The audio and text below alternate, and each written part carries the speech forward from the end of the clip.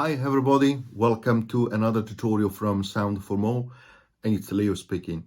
Today I have the pleasure to go through the explanation of how the Timbus menu works inside Animoog Z, and together with the previous video you will have a lot of knowledge to start to create your own preset. I hope you enjoy. Before I continue, I'd like to remind my viewers to subscribe, as that helps very much with growing the channel. Okay, so let's go for it. Thank you.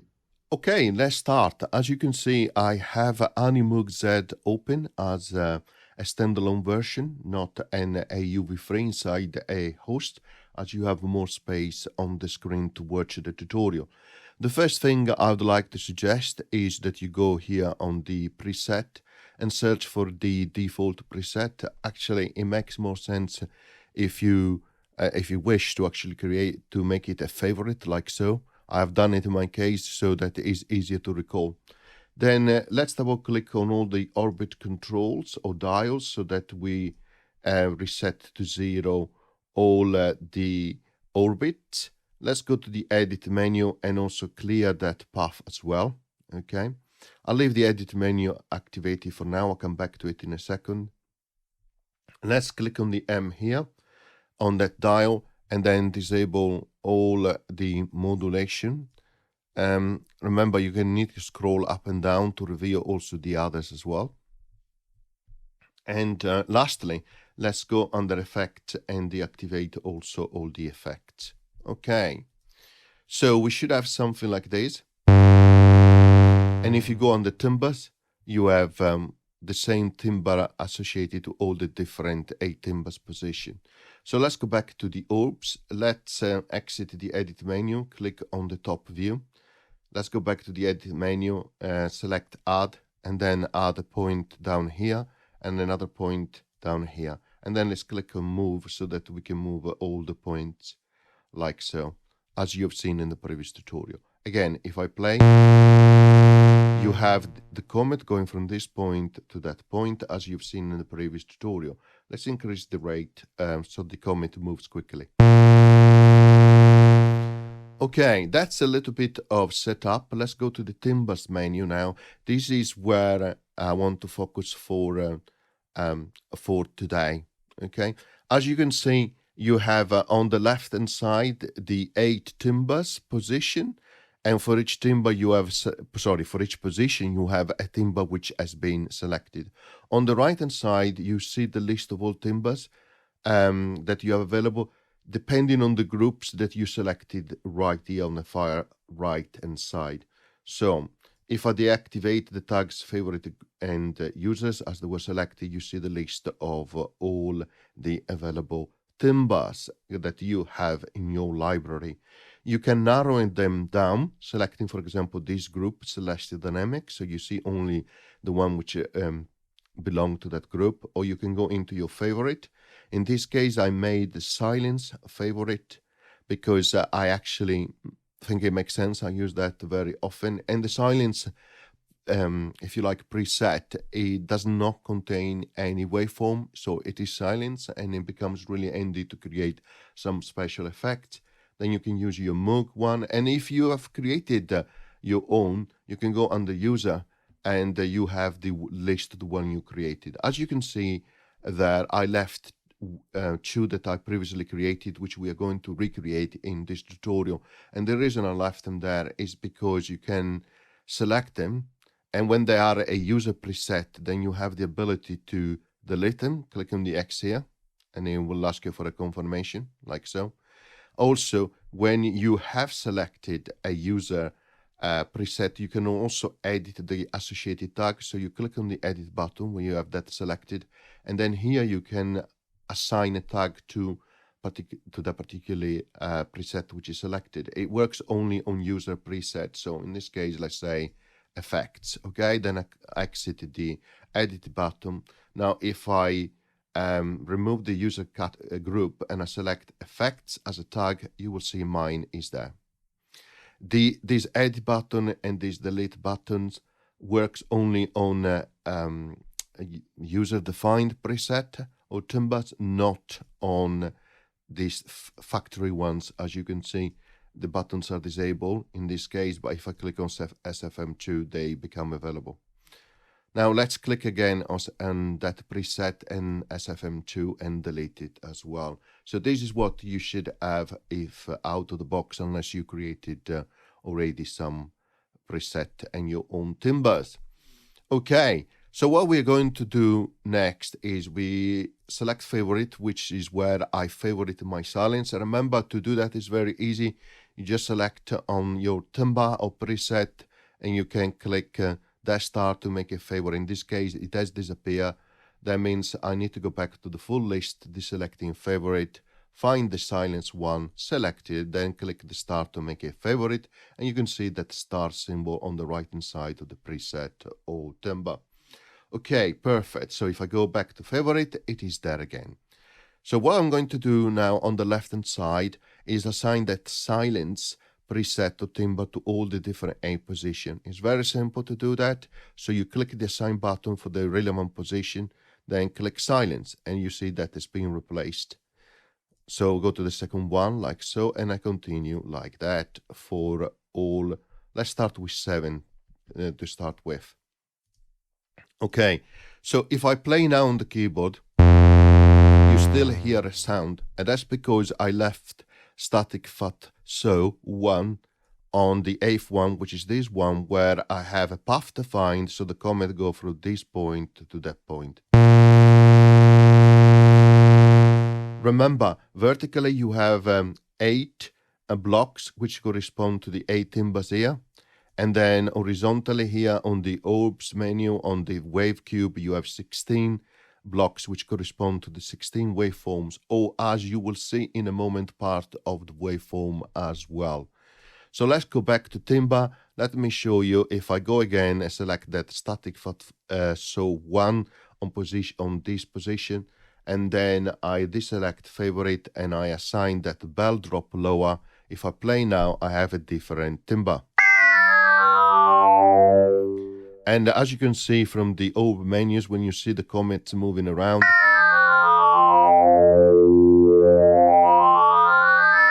you have different sounds depending on where the comet is on which blocks. Remember, the way that Animoog Z works is based always on morphing from 4 different blocks, from different waveforms to the next one. Okay, and that's because is moving from different timbres and from different also waveforms. So remember that when I will show you in a moment how to import waveforms, it will never work like a sampler, because a sampler will just play that sample and that's it, while Animoog is always morphing between one waveform to the other. Okay, so let's go back to timbre now. Okay, perfect. And now let's select favorite again, and let's assign silence the position number, so 8, depending where you're counting from the top or the bottom, but this position. So if I play now on the keyboard, you don't have any sounds, because it makes sense, I have silence. Okay, so let's talk about these buttons here. The first thing I want to show you is the second one, which is a waveform, which allows you to edit the preset. If you click on it, you of course don't see anything, because this is the silence preset. You have an option here to save and close. Let's click close. I don't want to save it as a new preset. Let's click close. Okay, let's come out from favorite one. Let's select a different one. Actually, let's move away from the assignment, otherwise when I select it, it will assign it to that position. So let's select it again, and now let's edit again the waveform. As you can see, you see that waveform there for the corresponding preset. One additional thing before I continue, I close and exit that. If I play on the keyboard now, it will play what is being assigned to different blocks, okay, according to what we have on the path on the orbs menu. So there is no sound, right? But if I go and edit the preset, it will switch the configuration so that you can use the keyboard to play the waveform that you have on the screen. But as soon as you close, it's not there, because I have selected silence for each of the different 8 blocks. Okay, so remember that one. Now, The plus sign is to create a new preset. So let's click on the plus sign. So what do you see here is the division here horizontally are the 16 waveforms. Okay. Here you have different tools at the bottom. The first one is to select. Okay, you have the name up there. It's called Untitled because it's a new one. So you can click on different blocks position for the 16 and it will snap to the nearest starting block position. So if I click and hold, you can move it, but it will still, when you let go, snap to the beginning of the nearest block. Okay, so just remember that that is how it works. You have buttons to to cut, copy, and paste here, which I will show you in a moment. And then you have buttons to practically offset the waveform and to gain, to change the gain of the platform, of the waveform, to play, and then to loop as well. So let's start with something very simple. We'll go back at the beginning here. Okay, we click timbre, and when you click timbre, you have access to all the timbres, and you can select one and of course import it or cancel if you don't want to import it. And this is the same screen you've seen earlier on, where you can narrow the selection by groups and tags as well. So you click import, and you have that waveform which has been imported, and again you can play. If you're not happy with it, click on clear. It will say you will lose the changes. Yeah, fine. So I clear the waveform from the screen. Let's repeat the operation. But before I do that, I move the selection roughly in the middle there, and I click timbre again, and I bring in a different sound, and I click import. As you can see, the import has started or has happened from the position where you have selected before you went inside the timbre menu. So remember that, because what happens is you can play with that. It goes from the left to the right in terms of import, and you start the import from the position where you're in, and then it carries on. Okay, so for example, if you want to import only one block, the only way to do that I'm aware of, clear that, go to the last position like that, select timbre, import one, and as you can see, it has imported only one block there. Now when you have one block imported, then you can say copy, and then you can move the selection somewhere else, and you can say paste. So you can do things like that, which therefore create effectively a waveform which has alternative pieces of a waveform that you have imported. And it creates some strange and unique sound depending on what you're trying to do. Of course, it sounds like modulated because you have space between different blocks. And you can use that. So you can say, I save that. I give you a name. So let's say we call these FM test, like so. We click save. And now we have that created there as FM test. If we go to user, you see that's the only one there. And we can assign it. So we click on here for that position. I click on the preset, so I have it assigned. Now we go back to the orbs, and now we should be playing.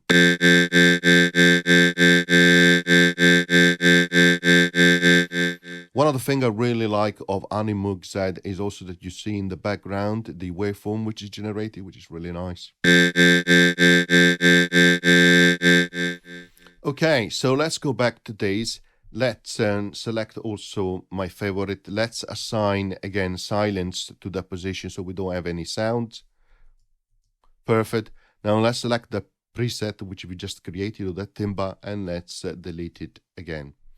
Okay, so you have seen how to create a new waveform, and you've seen how to edit that form and therefore updating as well, because you can save it. Now what I'm going to show you is how to record one. Okay, so you have this button which is for recording. Click on it, you go to this view, okay, and now if you have to press the record button again to start the record. So let's try. 1. So let's play. As you can see, it's playing only this part here on the bottom part of the screen, okay? but the entire sample is up here, right? So one way to solve this problem with the selection tool selected is to click up here and move the selection like that. You can also refine the position of the waveform here. If you click here on the offset, and then you click and hold on the waveform, and you swipe left and right as you're holding it, and you can refine the offset of that position. So effectively, you can have a long recording at the top and then what you have selected at the bottom. This button here is to normalize, so click on it and it will normalize what you have recorded. And then you have also two flags here. Oops, sorry, I still have the offset selected. If you go back to the select tool, you can act on the flag to actually crop left and right the waveform. Okay, you can play. You can play in a loop. And of course you can record. You can cancel, you can insert. So for now, let's insert. So that's what we have here. And you can still offset the waveform like this, right? If you click on this button here, you can change the gain up and down. Click and hold on the mouse, or if you're using your finger, you can move up and down to change the gain. You can see the information at the bottom, which tells you the pick and the gain, which is changing. And again, you can play and play in a loop. You can now save this. So let's click save. It will ask you again for a name. So I use my keys, it's faster. So let's call it as FM1 and let's click save. So let's associate that to this position again. So let's click user so we can see that the preset we just created. Let's click on it again because I have the assign function already on and I have assigned that one. Now let's listen to what it sounds. It sounds like a 1, very low. Well, let's change the rate.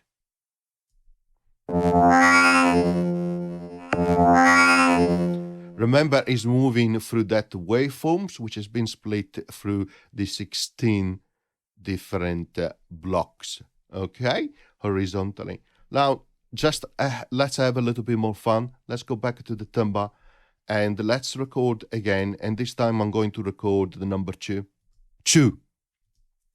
Okay, I purposely done it with awfully higher volume because I wanted to make sure it is properly recorded. So let's go something like that as an offset, and let's normalize it. Let's insert it. Okay, we have a new one. Okay, that's perfect. That sounds okay.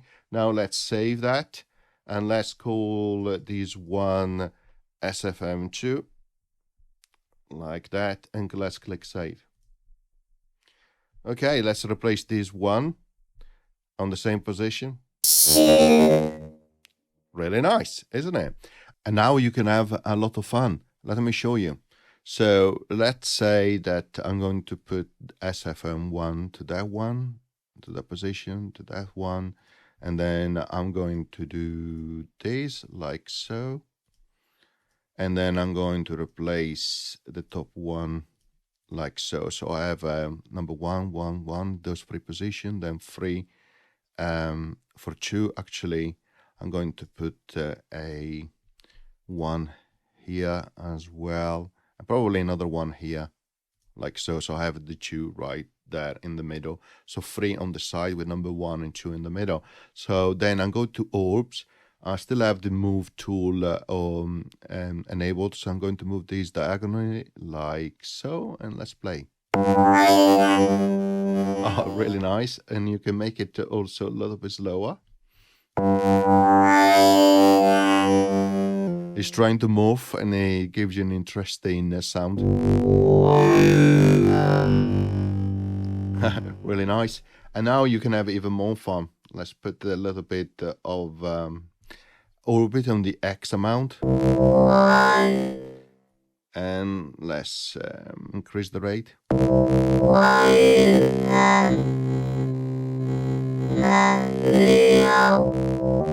Let's make it a little bit faster in the orbit. Oh, really? Really fun. And now you can keep going. Let's thicken the sound. Let's add some delay, perhaps an echo.